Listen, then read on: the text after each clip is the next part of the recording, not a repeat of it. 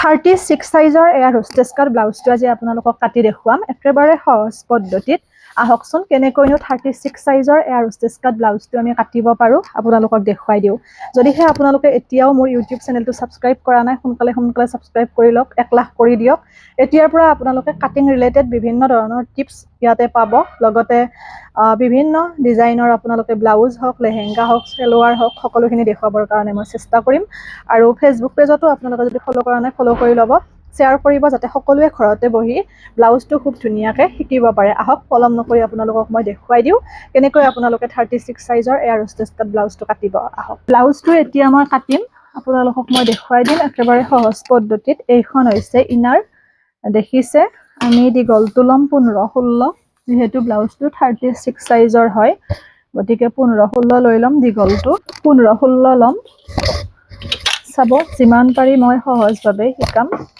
কাৰণ যেহেতুকে ধৰক সকলোৱে আমাৰ কাটিং ক্লাছত জয়েন হ'ব নোৱাৰে গতিকে যাতে নিজৰ ব্লাউজটো চিলাব পাৰে এনেকৈ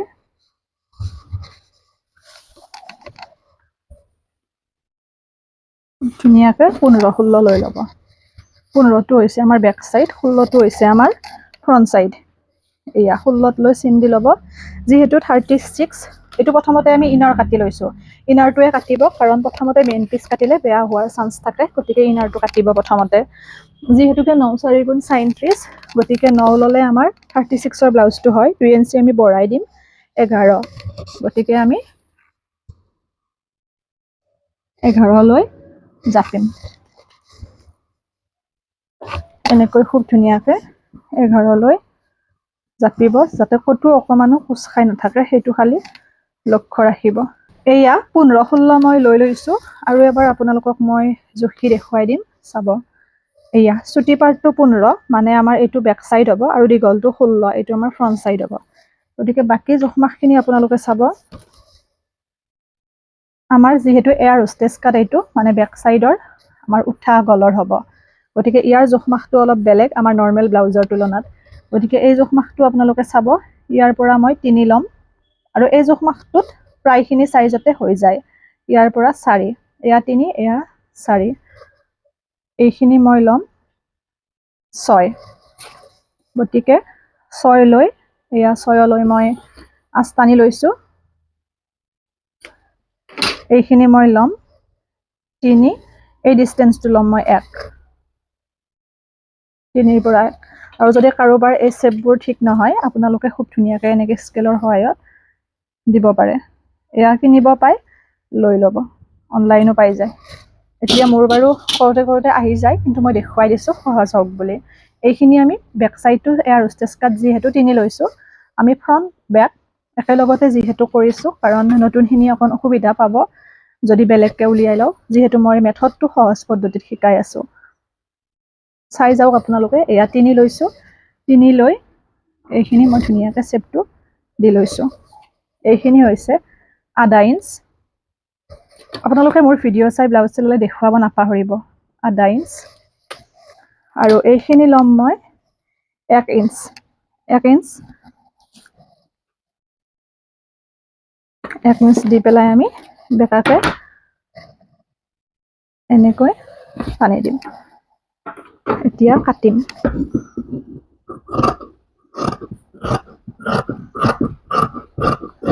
এইদৰে কটাৰ প্ৰসেসটো এইটো আৰু কেঁচিখন কেতিয়াও মাজতে ৰৈ নাযাব কাটি থাকোতে নহলে বেয়া হৈ যায়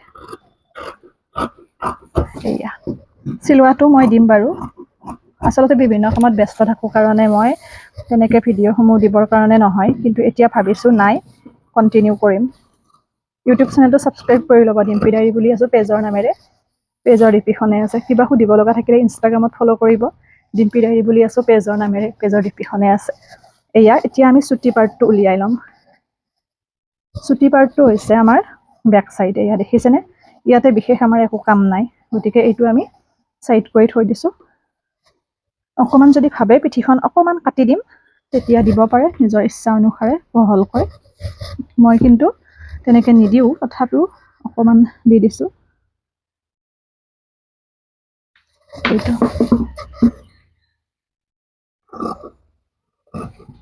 যিহেতুকে এইটো মই এয়াৰ হোষ্টেছ কাটে দিছোঁ।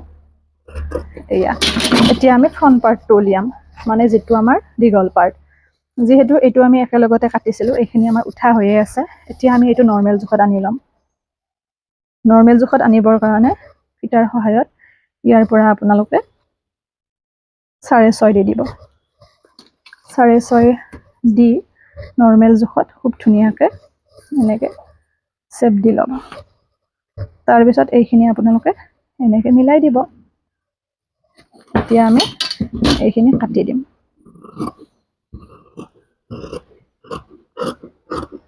আচলতে কামৰ ইমান জল্দি হয় যে কিছুমান বস্তু মিলাই থাকিবৰ নহয়ে, হৈ গ'ল। এতিয়া আমি বাকী জোখখিনি কৰিম ব্ৰা কাটৰ, যিহেতু এইটো ডাবল কটৰীয়ে হ'ব। ইয়াৰ পৰা আমি 12 ল'ম। 12 লৈ আমি আস্তানি দিম। এইখিনি 2.5 ইঞ্চ, 2.5 এইখিনি হৈছে আমাৰ 1, এইখিনি হৈছে আমাৰ 6, এইখিনি হৈছে আমাৰ 3। এতিয়া 3ৰ পৰা 1 লৈ আৰু 6ৰ পৰা 2.5 লৈ এতিয়া আমি কাটিম। আৰু কটৰীটো বঢ়োৱাটো মই আপোনালোকক বুজাই দিম, সেইটো বহুতেই মিষ্টেক কৰে।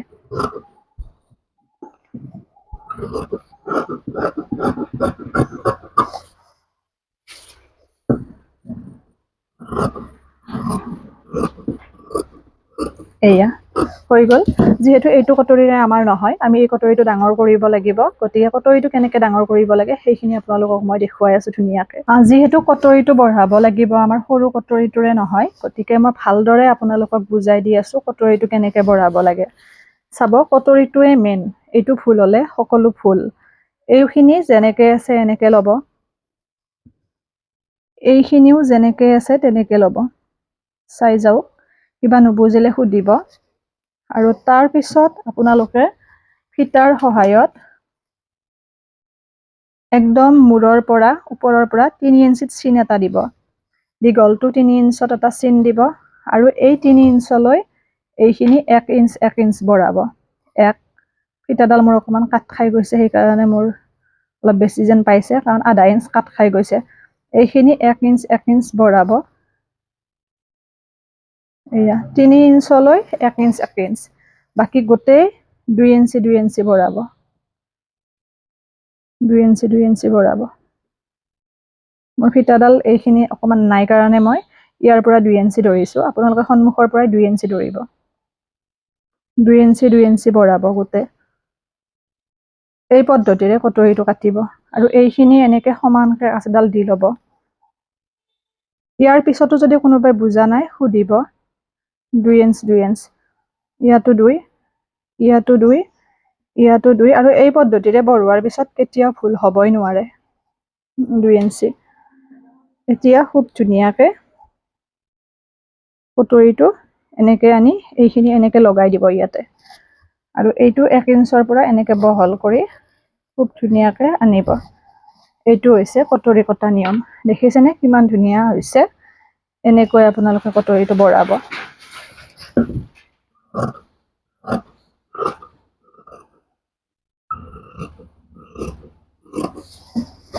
এই পদ্ধতিৰে আশা কৰোঁ আপোনালোকে বুজি পাইছে কটৰীটো কেনেকৈ বঢ়াব লাগে।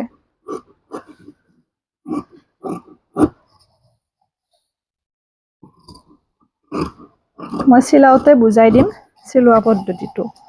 এয়া হৈছে কটৰীটো, এইটো হৈছে সৰু কটৰীটো। দেখিছে? এয়া এতিয়া ইয়াতে আমি 3 ইঞ্চ ল'ম। এইখিনি আমি 3 ইঞ্চ ল'ম। এইখিনি 3 ইঞ্চ লৈ চিন এটা দিব। চিনটো দি খুব ধুনীয়াকৈ ভাঁজ কৰি দিব। 3 ইঞ্চ হ'বই লাগিব। আকৌ এবাৰ জুখি চাব প্ৰয়োজন হ'লে। 3 ইঞ্চ। এইখিনি হৈছে 3 ইঞ্চ। এতিয়া এইখিনি 1/2 ইঞ্চ ল'ব। ইফালে 1/2, ইফালে 1/2, 1/2 লৈ এনেকৈ চিলাইটো আমাৰ এনেকুৱা বেকা হ'ব লাগিব, তেতিয়াহে আমাৰ কটৰীটো ফুলিব। এইয়া এতিয়া আমি কাটি দিম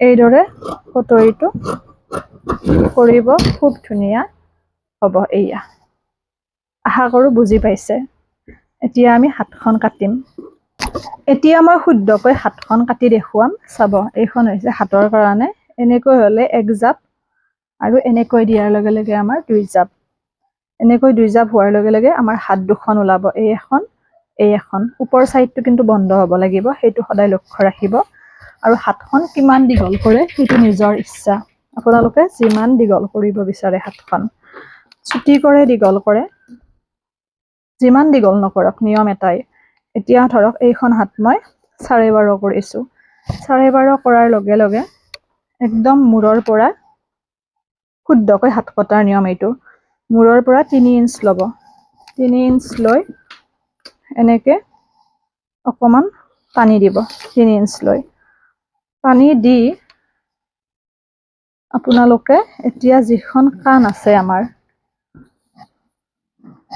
এইখন কাণ এইটো হৈছে সহজ পদ্ধতি হাতখন পাৰফেক্টকৈ কটাৰ এই কাণখন এনেকৈ সিধাকৈ ইয়াতে লগাই দিব 3 ইঞ্চ বেকাকে কিন্তু নহয় বোলে কাপোৰ নাই বেকাকে দিম সেইটো ভুল এনেকে সিধাকে ইয়াতে লগাই দিব লগাই দি খুব ধুনীয়াকে এনেকে চিন দিব দি পেলাই বহুতৰে কাখলতিৰ তলৰখিনি ফুলি থকা বুলি কয় গতিকে যিসকলে ফুলি থকা বুলি কয় তেওঁলোকৰ কাৰণে এইখিনি এনেকৈ 3 ইঞ্চত এটা চিন দিব আৰু এইখিনি ডিসটেন্সটো 1 ইঞ্চ 3 ইঞ্চৰ পৰা 1 ইঞ্চ এনেকে অলপ ভিতৰলৈ দি এইখিনি এনেকে আনিব এইখিনিত কাপোৰ থকাৰ লগে লগে হাতখন ফুলি থাকে যেতিয়া একো নাথাকে ডাইৰেক্ট হাতত ফিট হৈ থাকিব গাৰ লগত তেতিয়া ফুলি থকাৰ প্ৰশ্ন নাই এইখিনি ইয়াৰ পৰা 3 ইঞ্চি লৈ 3 ইঞ্চিৰ পৰা এইখিনি 1 ইঞ্চি দবাই এনেকে দিব শকতখিনটো আপোনালোকৰ নিজৰ অনুযায়ী ইয়াতে 5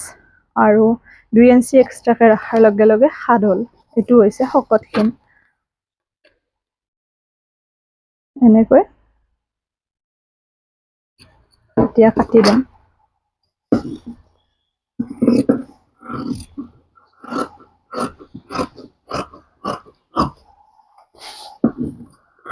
এই পদ্ধতিৰে হাতখন কাটিব একেবাৰে সহজ পদ্ধতি আশা কৰো বুজি পাইছে হাতখন কটাৰ একেবাৰে সহজ পদ্ধতি এইটো কিবা নুবুজিলে সুধিব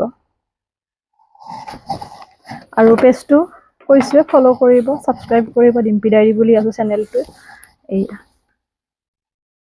পুনৰ আপোনালোকক নতুন ভিডিও এটিৰে লগ পাম কেনেকৈ ইনাৰখন পাৰি মেইন পিছটোত কাপোৰ বসাই পেলাই কাটিব পাৰি